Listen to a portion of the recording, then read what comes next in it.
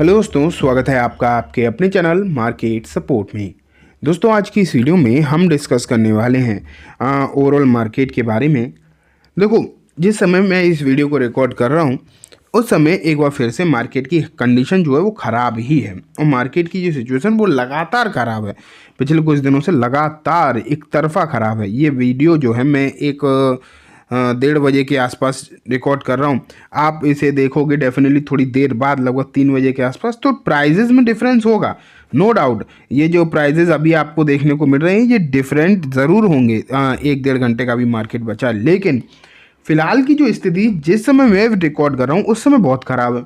Sensex की condition खराब, Nifty की भी कंडीशन खराब, बैंक की और ज़्यादा खराब। मिड कैप देखो 1.25% टूट गए, देख रहे हो आप। मतलब हालचाल पूरी तरीके से त्राई त्राई वाले हो रखे हैं। स्मॉल कैप की अगर आप बात करो तो 2%, स्मॉल कैप 50, स्मॉल कैप 100, 2.5% के आसपास टूटता हुआ देखने को मिल रहा है। तो मतलब कंडीशन जो है बहुत ज़्यादा आपको ख़राब देखने को मिल रही है। लेकिन अब बात ये निकल कर आती है कि ये जो सिचुएशन अभी आपको देखने को मिल रही है आखिरकार कब तक चलेगी, कब तक चलेगी। अभी अगर आप देखोगे तो आरबीआई की तरफ से कुछ स्टेप्स भी उठाए जा रहे हैं मार्केट को थोड़ा सा मेंटेन करने के लिए, लेकिन वो क्या मेंटेन होंगे नहीं होंगे ये अपने आप में एक बड़ा सवाल जो है यहाँ पर बना हुआ है। मैं आपको कुछ रिपोर्ट्स दिखाऊंगा, लेकिन फिलहाल के हिसाब किताब दिखाता हूँ। अगर हम आज की बात करें तो आप देख रहे हो यहाँ पर कि टॉप गेनर्स में अदानी एंटरप्राइज, ऑयल इंडिया, सन फार्मा, ग्रासिम नजर आ रहे हैं। वहीं गिरावट वाले शेयर्स में पीवी फिनटेक, ये कल भी गिरा था और आज भी बीएसई, आइशर मोटर और केया इंडस्ट्री, मतलब जिन शेयर्स में ऑलरेडी गिरावट हो रही है तो वो इतनी हो रही है कि कमर टूट जाए इन्वेस्टर्स की। आप ये मान के चलिए, जहाँ गिरावट होती है वहाँ इतनी ज़्यादा हो रही है कि कमर ही टूट जाए। लेकिन अब आती है कुछ इंपॉर्टेंट खबरें। यहाँ पर देखो, under Malhotra RBI has pumped in 43 lakh crore in banking system to meet liquidity needs. तो यहाँ अगर आप देखोगे कि अभी एक बैंक आपने देखी बर्बाद होती हुई देखने को मिली, न्यू इंडिया।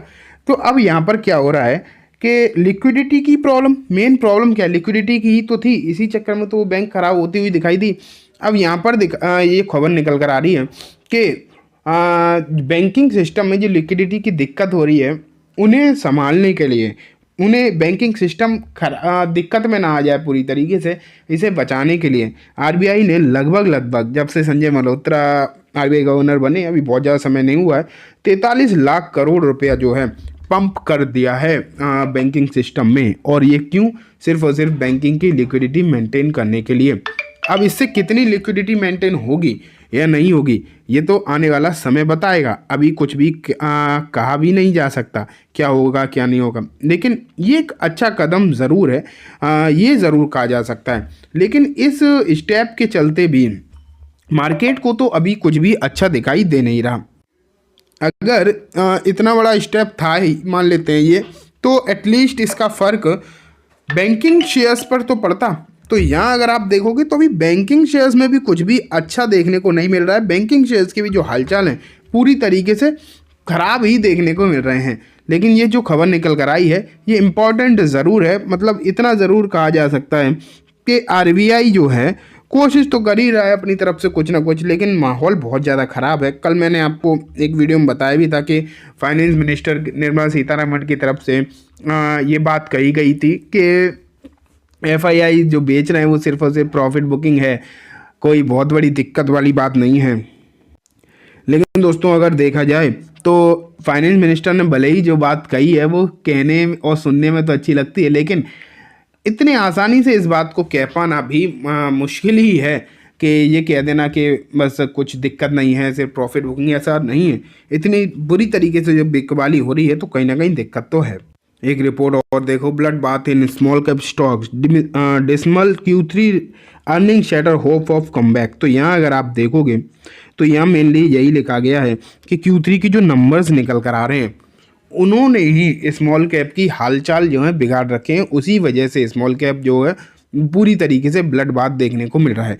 एंड Q3 की जो नंबर आ रहे हैं वो रिकवरी की उम्मीदों को भी ख़त्म कर रहे हैं, क्योंकि नंबर्स अगर आप देखोगे बहुत ज़्यादा अच्छे देखने को नहीं मिल रहे हैं। यहाँ देखो, the number are demeaning according to the Motilal Oswal small cap company so their 9 month financial year FY25 earning collapsed by 17.9% year on year in stark contrast to an 8.4% growth in mid cap।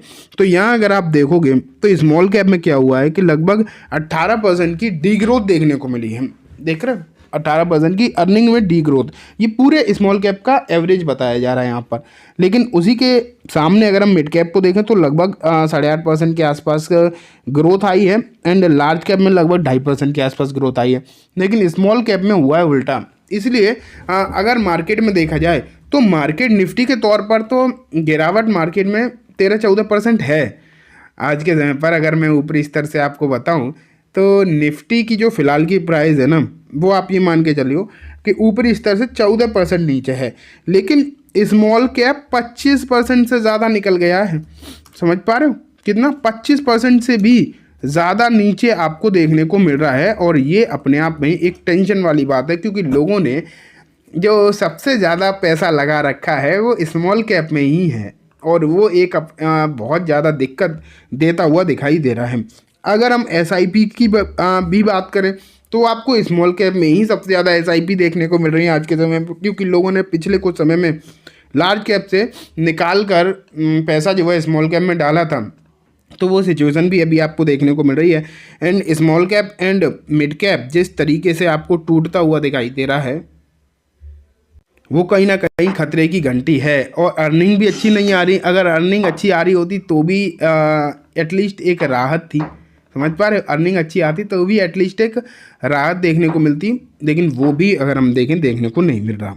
ये देखो Nifty small cap 100 tanks over 2% to near 8 month low. 70 index stocks crash up to 69% from 1 year high. मतलब आप देख रहे हो लगभग 70% तक टूट गए हैं। लगभग कितने स्टॉक? 70 स्टॉक ऐसे हैं जो लगभग 70% के आसपास आपको टूटते हुए देखने को मिल रहे हैं अपने 1 ईयर हाई से। एंड ये अपने आप में एक बहुत बड़ी समस्या है। मार्केट यहाँ से और कितना नीचे गिरेगा अभी कह पाना बहुत मुश्किल है। इसलिए मैं आपसे लगातार पिछले कुछ दिनों से लगभग 1 महीना तो हो ही गया और मैं आपसे 1 महीने से कह रहा हूँ कि अभी खरीदारी मत करना। जब तक क्लियर रिवर्सल के कोई संकेत दिखाई ना दें तब तक खरीदारी के बारे में विचार बनाना भी बेकार है। ठीक है, तो दोस्तों अभी मार्केट में फाइनेंस मिनिस्टर चाहे जो भी कहें, RBI चाहे जो भी करे या फिर कहे, मेरे हिसाब से अभी मार्केट की सिचुएशन सही नहीं है। खरीदारी वाली तो बिल्कुल भी नहीं है। कब रिकवरी आएगी ये कह पाना मुश्किल है, लेकिन जब आएगी तो मैं दिखाई दूंगा, तब आप चाहे तो विचार बनाना। लेकिन फ़िलहाल मेरे हिसाब से बाई ऑन डिप्स के चक्कर में ऐसा मत हो जाना कि पैसा ही ना बचे, जब सच में बॉटम बने तब पैसा ही ना हो। ठीक है, तो चलिए दोस्तों आज की वीडियो में बस इतना ही। उम्मीद है वीडियो पसंद आई होगी। वीडियो अच्छी लगी हो तो इसे लाइक करना, चैनल को भी ज़रूर सब्सक्राइब करना, जाते जाते बेल आइकन दबाना, जिससे कि जब भी मैं कोई नई वीडियो डालूँ आपके पास नोटिफिकेशन सबसे पहले आ जाए। एंड दोस्तों ये वीडियो सिर्फ और सिर्फ एजुकेशन इन्फॉर्मेशन पर्पस है, तो इसे किसी भी तरीके की बाइंग सेलिंग के रिकमेंडेशन के तौर पर बिल्कुल ना देखें। Thank you.